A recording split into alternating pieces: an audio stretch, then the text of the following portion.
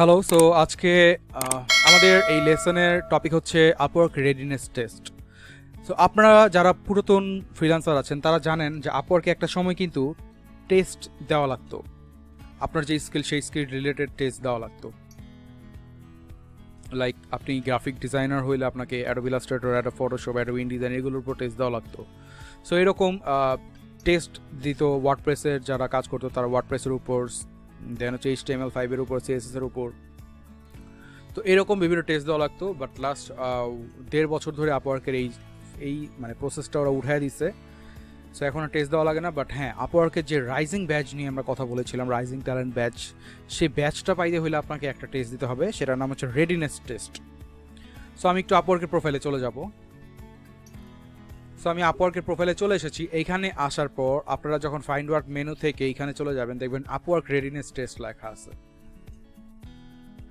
So এইখানে ওরা বলে দিচ্ছে যে check that you are up to date on Upwork best practices and staying safe on Upwork by taking this 10 question test. Passing the Upwork readiness test is required to be eligible for the rising talent program, যেটা আমি বলেছিলাম। Your test results will not be displayed on your Upwork profile. If you need additional background before taking the test, read this help article. আর এখানে বলতেছে আপনি এখনো readiness test দেন নাই। So আপনাকে readiness টেস্টে মাত্র 10টা প্রশ্ন করা হবে, তাও এটা কোনো বইয়ের থেকে না, কোনো বাংলা বই, বিজ্ঞান বই, কোনো বইয়ের থেকে প্রশ্ন করা হবে না। আপওয়ার্কের যে রিসেন্ট টার্মস অ্যান্ড কন্ডিশনগুলো, ওদের টার্মস অ্যান্ড সার্ভিসেসগুলো, মানে ওদের রুলস অ্যান্ড রেগুলেশনের উপর বেস করে আপনাকে সেই প্রশ্নগুলো করা হবে।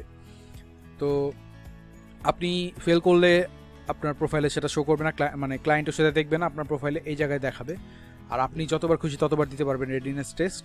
তো আমার সাজেশন হবে আপনারা গুগলে চলে যাবেন, গিয়ে লিখবেন হচ্ছে আপওয়ার্ক রেডিনেস টেস্ট 2020। এটা লেখার পর আপনারা অনেকগুলো ওয়েবসাইট পাবেন। দেখেন এখানে আপনি প্রশ্ন পেয়ে গেছেন 1 নাম্বার, 2 নাম্বার। সো এই যেগুলো ব্ল্যাক কালার করা, এটা হচ্ছে অ্যান্সার, এটা হচ্ছে অ্যান্সার। আর প্রথমটাতে দেয়া নাই কারণ হচ্ছে এই যে এইটাতে আছে, বাট এটাতে দেয়া নাই, হয়তো সে নিজেও জানে না এই কারণে। না জানে তো, দাঁড়ান, না ঠিক আছে, হ্যাঁ। সো এটার অ্যান্সার হয়তো সে নিজেও জানে না এই কারণে।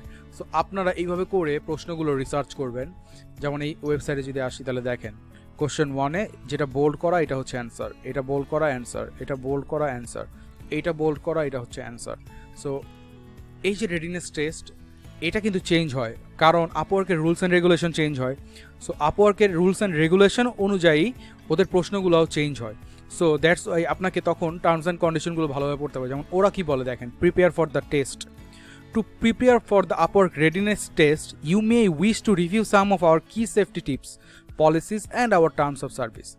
সো ওরা এই জিনিসটা পড়তে বলে, যেমন complying with Upwork's terms of service. আপনি আপওয়ার্কের টার্মস অ্যান্ড সার্ভিস সম্পর্কে জানেন নাকি, ওটার সাথে আপনি কানেক্টেড নাকি। অ্যাভয়েডিং স্ক্যামস, কোন জিনিসগুলো আমাদের ইগনোর করতে হবে, অ্যাভয়েড করতে হবে। আপওয়ার্ক পেমেন্ট প্রোটেকশনটা কেন বা কীরকম পেমেন্ট প্রোটেকশন দেয় তারা। দেন হচ্ছে টিপস ফর গেটিং হায়ার্ড, কীভাবে আপনি হায়ার্ড হবেন, সাবমিট এ প্রপোজাল। এই জিনিসগুলো যদি আপনি পড়েন, এটা আপনি কোথায় পাবেন, দাঁড়ান, এই যে আমি যখন লিখেছি আপওয়ার্ক রেডিনেস টেস্ট 2020, তখন এখানে একটা লিঙ্ক চলে এসেছে। অ্যান্ড এই লিঙ্কে গেলে আপনি এটা পাবেন যে প্রিপেয়ার ফর দ্য টেস্ট। তখন আপনি এখানে থেকে একটা করে ক্লিক করবেন। ক্লিক করলে আপনি ওদের টার্মস অফ সার্ভিসেসগুলো দেখতে পারবেন, কি কি কারণে বা কি কি রিজন আছে। এগুলো জাস্ট পড়বেন, এগুলো তো মুখস্থ করার কোনো কিছু না, এগুলো হচ্ছে জাস্ট পড়বেন, পড়ে বোঝার চেষ্টা করবেন। তারপর আপনি টেস্টে চলে যাবেন, স্টার্ট টেস্টে ক্লিক করবেন। ক্লিক করার পর ওরা বলে দিচ্ছে কোশ্চেন হচ্ছে 10টা, 10 মিনিট সময় দিবে আপনাকে, 2 মিনিট টাইম লিমিটেশন পার কোশ্চেন। প্রত্যেকটা কোশ্চেনের জন্য আপনি 2 মিনিট সময় পাবেন। মানে আপনাকে একটা প্রশ্ন দিবে, ওটা অ্যান্সার দিয়ে দেন আপনাকে নেক্সট দিতে হবে।